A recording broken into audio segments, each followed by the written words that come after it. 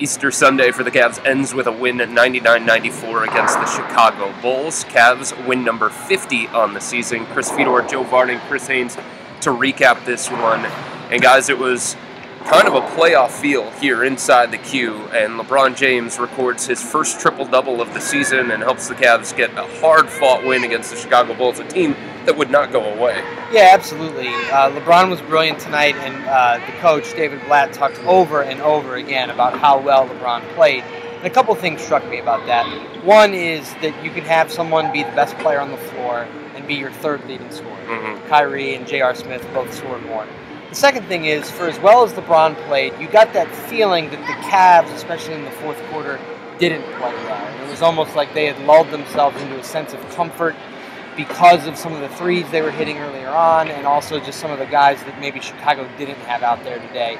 They could have cleaned it up a little in the fourth quarter. The score was closer than it probably should have been. And he mentions LeBron being the third leading scorer. Chris, there have been times, so many times throughout this season, where if LeBron would have been the third leading scorer, or if LeBron would have struggled, the Cavs probably wouldn't have won the game, even against the lesser teams, let alone a team like Chicago.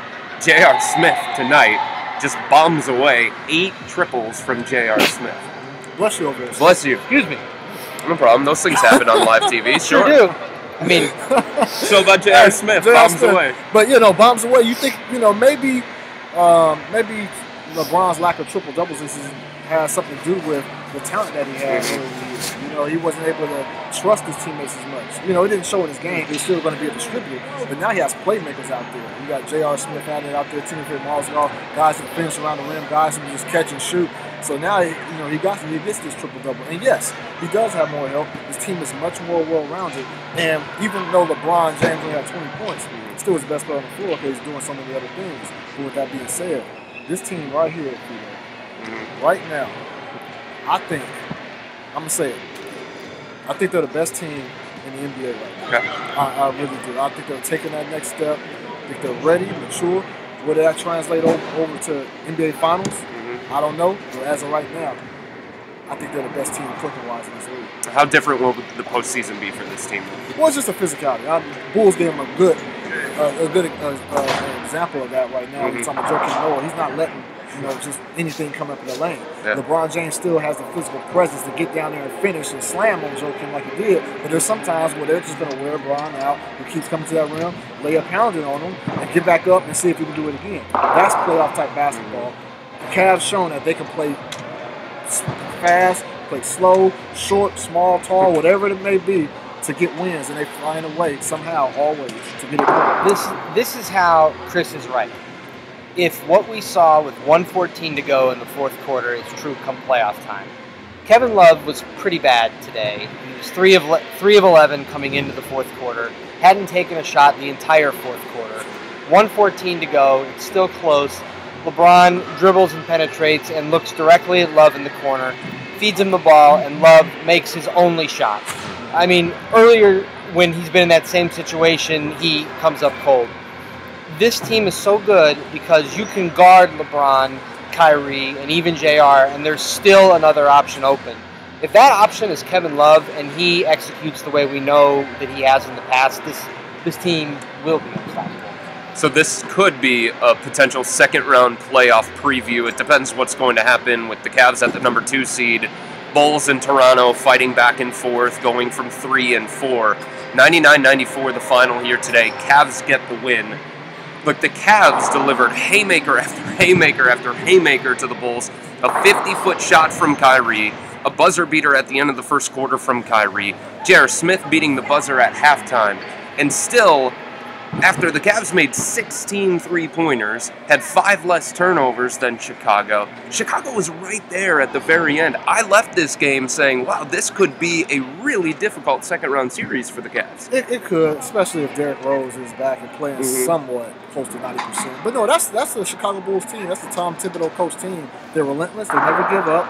They don't look at the they don't look at the deficit. They just keep climbing back. And Cavaliers, as good as they're playing right now, they still, at times, go into lulls where they get too complacent and allow their team to get back into the game.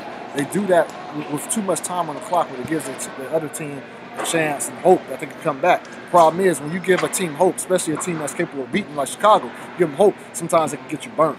But tonight that didn't happen. Cavs get the win, and we'll see. But talk about those threes, man. Kyrie Irving, the corner three to end the first quarter.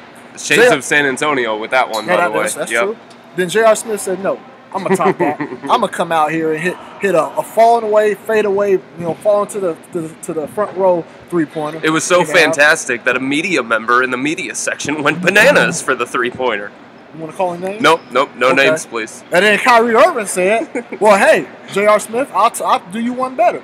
Comes out, he thought there was 22 seconds on the clock. Because I was wondering, why are you going over there to the inbound? Why don't you get closer to the basket to a shot? But he thought it was 22 seconds left. So I understand, Kyrie, but that shows you right there. Talent sometimes will outweigh some errors. You come out there and just get it, see it, time on the clock, launch it. I knew it was in from the moment it left his hand. Oh, sure you did. I promise. I have nothing but faith and confidence in them to hit that shot. They knocked it swish. Joe, you mentioned Kevin Love made his return. It was his first game back, coming off a back injury. Yeah. What did you see from Kevin? Yeah, I mean, this was one of those nights where he was taking shots, but they weren't falling. So it was good that they were trying to get him involved, and good that he was assertive enough to get himself involved. Just wasn't executing there early on. I mean, he had a nice finish on a dunk, in the first half. But overall, I mean, he knows that they need more from him, which made that final three-pointer all the more impressive. And he's going to, when he came into the game averaging 10.0 rebounds per game, had 4 tonight. He's going to fall below 10 points rebounds for the first time since his rookie year. And we'll see if that would be something because he prides himself on rebounding. Right. It's something about that double-digit number that he covers.